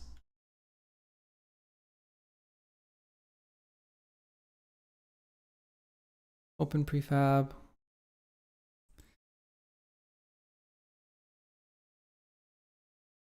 And I'll go ahead and paste our orbs. So I'll make a new group, create empty, call it orbs. And we'll paste. I'll put it sort of right in the middle of the room here. Here's our orb. And I'll go find it. Where'd it go? How could it be so far away from us? Here it is.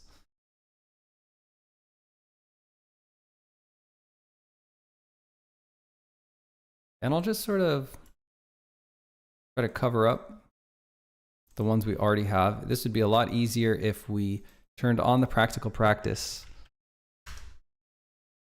in our game world here, because then we could see what we're doing.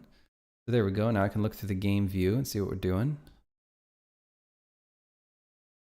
Easy. Okay, so we've got Florian's house lamp. No, we don't want that.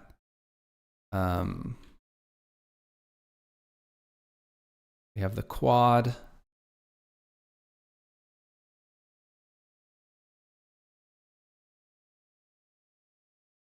Okay, this is probably going to use a weird texture, so let's just maybe do like a quad.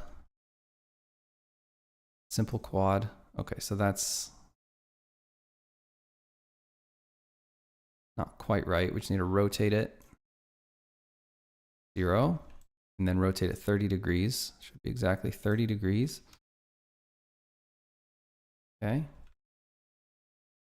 And we'll rename this. First of all, let's unpack it. Unpack, we don't want it to be linked in any way to the original mesh. And we'll just call it orb. And I'll call this one glow. Keep it very simple. And I believe the glow, at least in Photoshop. Oh no, how is that happening? It looks like the glow is behind. Huh. Are these not 100% opaque? That's strange. You would think that, because it looks like we're getting purple fringing. Is that just an illusion? Let me see. If I think it might be an illusion. Weird. That is so weird. Is this pure white? Okay, I'm gotta do a sanity check. No, it's getting some purple. How is it getting some purple? No, it's not. It's just an illusion. That's so strange. Huh. Bizarre. Okay, so the glow needs to be behind. The orb goes this way. And then we need that, I guess, just a circle. So I'm going to make a new texture, or material rather, sorry. Material, and call it practical practice orb.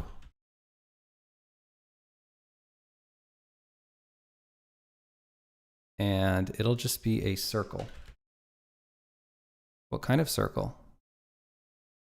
Just a normal circle. Straight up. Okay. So this will hook up to the practical practice orb.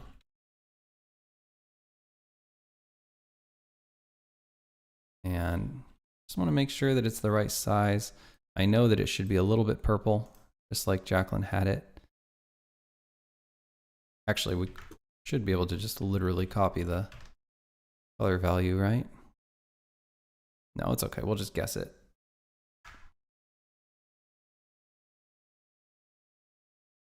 In this direction.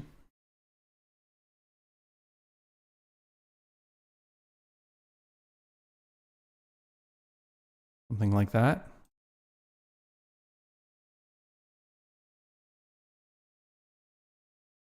I really can't see the purple in it at all yet. There we go. And then we got the glow. And the glow is going to be its own new material, and we'll call it practical practice orb glow.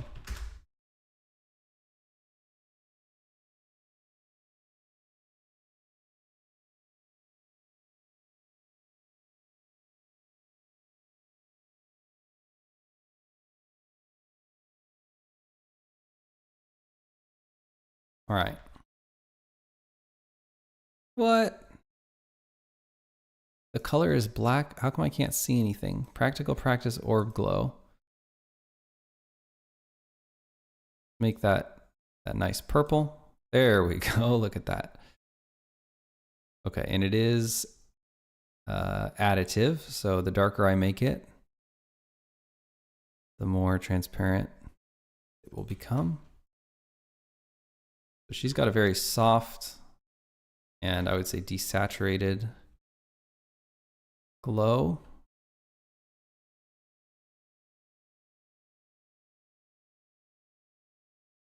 And then let's take that orb, looks like it's still a little bit bright. Just turn it down a little so it's not quite so blinding. That's so weird. We're getting the same illusion. Nope, we're not. We're just I put the glow in front of the ball. There, now the glow is behind the ball. I'm a fool. Okay, that looks, gosh, I can't even, it blends up right in. It's hard to even tell which one is the orb. The new orb. Really? That actually our orb? I'm gonna move it over and save it.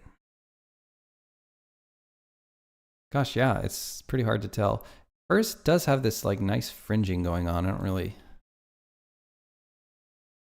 know how to recreate that. I guess it's just a maybe a slightly more saturated, I don't know. Seems almost like it's a, maybe we don't want an additive shader. How's that? I think that that's better. Anyhow, now we just need to go around. Well, first of all, I want the orbs to levitate. So where is the thing that levitates them? I don't know. Let's go ahead and check in that where do we get this thing? Florian's house. My brain is melting. Florian interior. Surely these things are dancing, right? Oh, here's the bounce script. So the bounce script is just on the actual thing, copy component, and then let's go practical practice.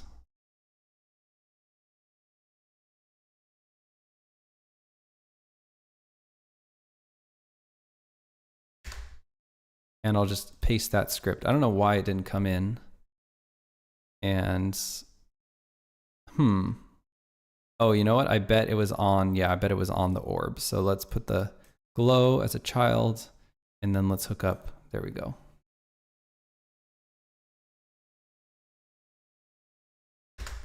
Now we should get a little bit of a bounce. And we should be able to just copy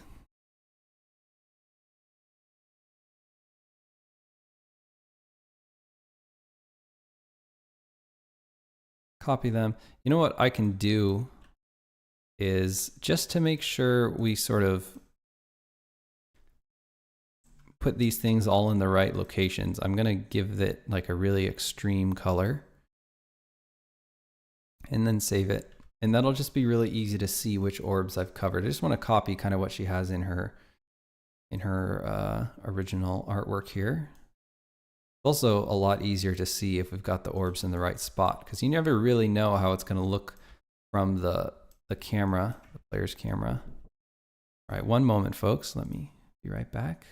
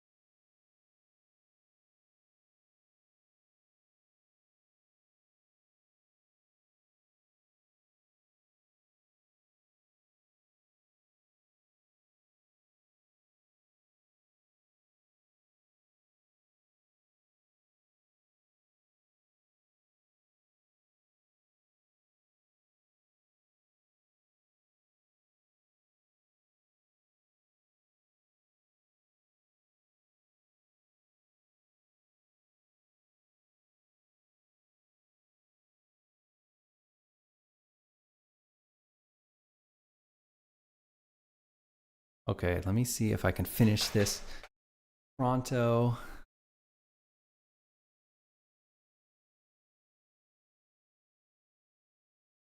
Finishing, adding these little orbs. Let's give it a save.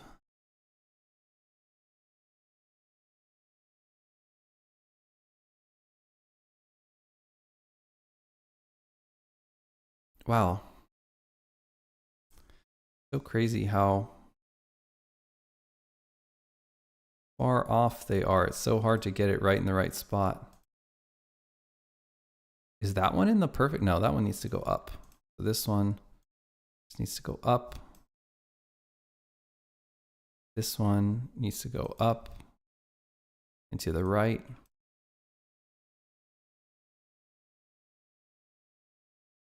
So this one should probably go way up.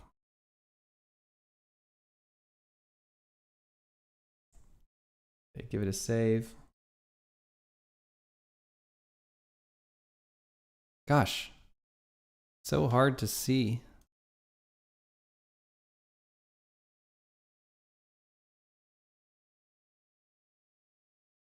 Okay, this one needed to go to the right and up, and it needs to get bigger. I can't even see these. I think that one needs to go up. This little one right here needs to go up.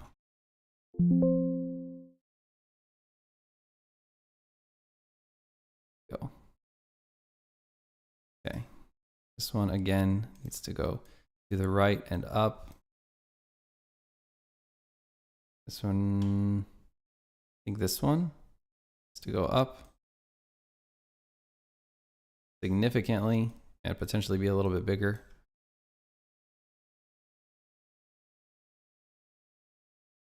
Oh, I cannot see what's going on. Maybe if I turn off the day point light, that would make the level in here darker.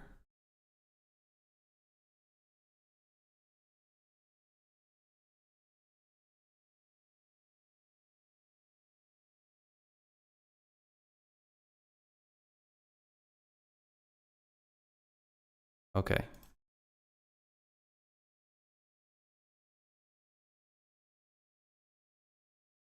All right, cool. Hey, Morangi. Welcome to the stream. I hear my baby boy downstairs. He's just saying happy birthday, mama, over and over again. It's not my wife's birthday. It's not anybody's birthday, but he's just going, happy birthday, mama. He's so funny.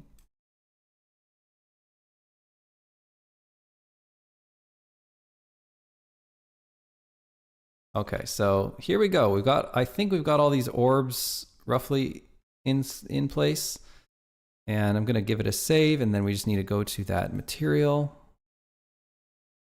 and turn the color back to what it should be, which is this sort of purple, and then way less saturated. Okay. That seems like the wrong purple. Or maybe the glow is the wrong purple here. Oh. Yeah, there we go, something like that. Okay, cool. Now let's turn that day point light back on, and let's turn off that entire orbs layer. Oh, there is one little one I missed down there. Okay, fine. Let's get that last little orb. Here we go.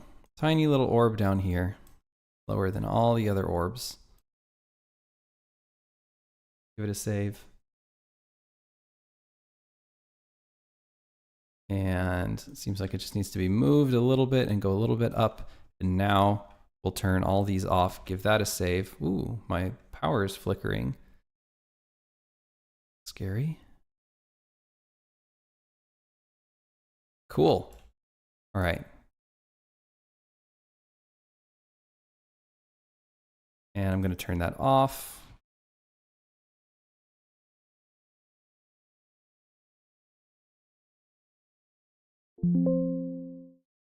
Okay, I'm really hoping that this works. And whether it does or doesn't, I'm going to have to call it a stream.